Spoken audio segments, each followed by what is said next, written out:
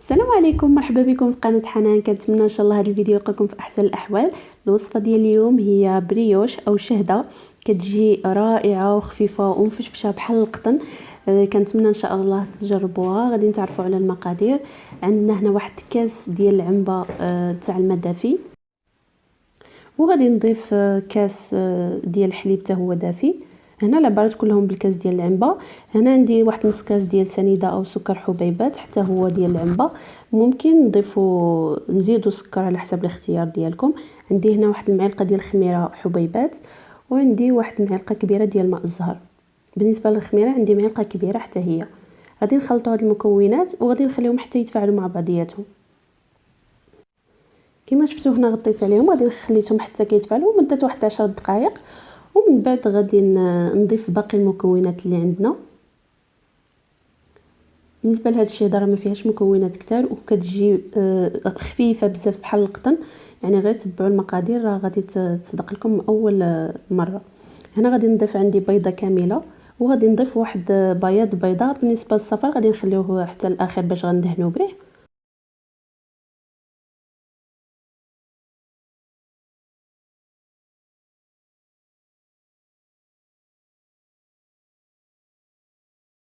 وغادي نضيف نص كاس ديال الزيت،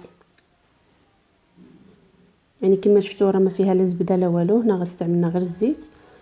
غادي نخلطوا المكونات مع بعضياتهم مزيان، وغادي نضيف واحد جوج كيسان ديال الدقيق.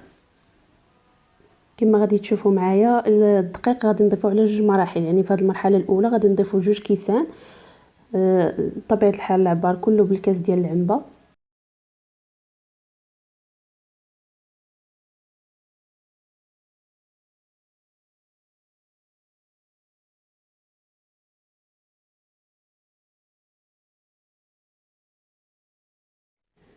بالنسبه للدقيق اللي استعملت هنا، انا استعملت دقيق الخاص بالحلويات. كما غتشوفوا خلطت مزيان هاد المكونات، وغادي نعاود نغطيهم بالبلاستيك حتى دوز واحد مده 15 دقيقه، يعني غير واحد شويه ضعف الحجم ديالها.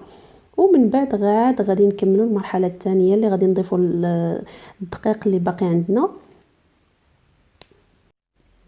هنا ضفت كاس ديال العنبه كذلك، يعني في هذه المرحله غادي نضيف 3 ديال الكيسان. كما كتشوفوا هنا واحد جوج ديال الكؤوس. وغادي نضيف ساشي ديال الخميره ديال الحلوه، وغادي نبدا نجمع في العجينه. ما غاديش ندلكها، يعني كنجمعها غير بالاصابع، لان البريوش او هاد الشيء هذا ما كيحتاجوش اننا ندلكوهم.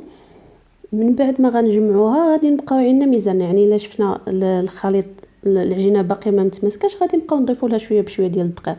يعني انا هنا من بعد ما ضفت هاد جوج ديال الكيسان زدت ضفت لها واحد الكاس ثالث. صافي هنا في هذه المرحله بانت لي العجينه ما خاصهاش الدقيق. نتوما الا كانت باقي مازال عندكم مطلوقه تقدروا تزيدوا لها شويه ديال الدقيق. ولكن هنا بالنسبه يعني كملاحظه هنا العجينه راه خاصها تجينا شويه خفيفه، ما تجيش قاصحه بزاف، يعني نبقاو كنضيفوا الدقيق حتى نقصعوها. لا، خاص العجينه تكون خفيفه ورطبه باش حتى البريوش يجينا خفيف.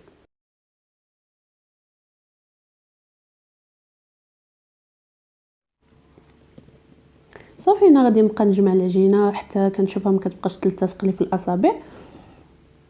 غادي تشوفوا الشكل ديال العجينه اللي غادي نتحصل عليها، يعني خاصها تكون ضروري عجينه رطبه ومرخوفه، ما تكونش قاصحه، باش البريوش يصدقنا ويجي فشفش وخفيف.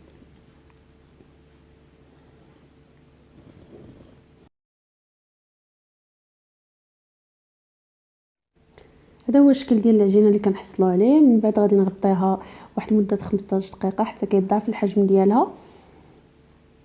كما كتشوفوا هنا من بعد ما خليتها ارتاحت، غادي ناخذ هاد العجينه غادي نحاول نقسمها على جوج.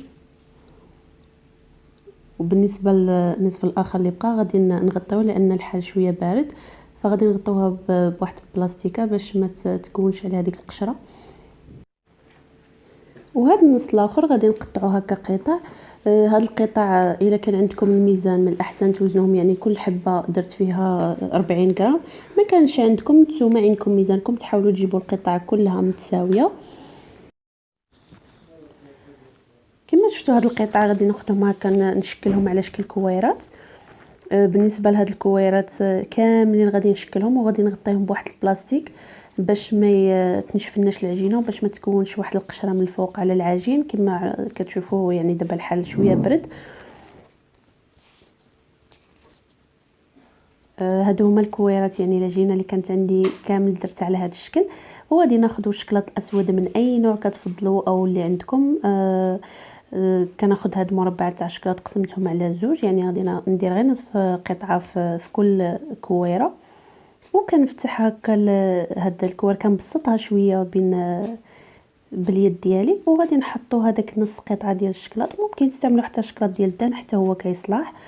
ونجمع العجينه على هذاك الشكلاط ونكورها غير شويه ونحطها في اللاطه اللي درت لها فرشت لها ورقه ديال الطبخ. ممكن ندهنوها غير بالزبده او بالزيت. بالنسبه لهاد الكوارات غادي نحطهم في اللاطه، نحطهم شويه متباعدين، ما كنقربوهمش بزاف باش نخليو لهم المساحه فين غادي يضاعف الحجم ديالهم. صافي كنستمر هكا حتى كنسالي كاع هاد الكويرات اللي عندي. من بعد غادي نغطيو عليهم مره اخرى ونخليهم حتى يضاعف الحجم ديالهم مزيان.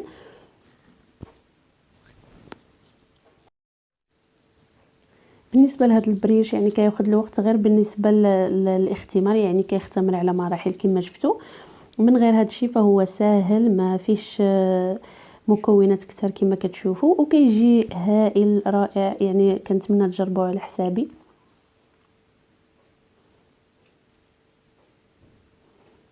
كما شفتوا هنا من بعد ما ضاعف الحجم ديالو غادي ناخذوا هاد الصفه البيضاء اللي كان بقى لنا من الاول وغادي نخلطوا مع شويه ديال نسكافي اللي ذوبتها في شويه ديال الحليب. نسكافي ولا اي قهوه سريعه الذوبان تكون عندكم. وكندهن بها هاد البغيوش كامل نحاولوا ما نضغطوش بالشيته باش نخليو يعني نحافظوا على داك الانتفاخ.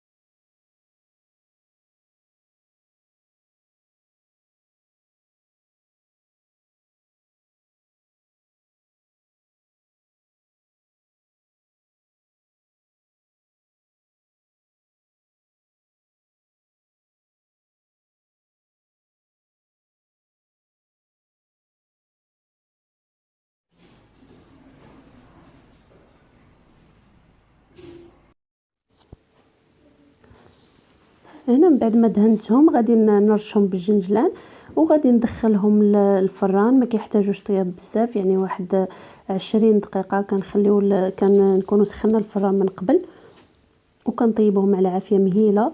من بعد ما كيطيبوا الفوق كنهودوهم لتحت باش يتحمروا. صافي من بعد ما كتحمر كتاخذ هذاك اللون الذهبي كنخرجوها من الفران كنخليوها حتى كتبرد شويه وعاد كنقدموها.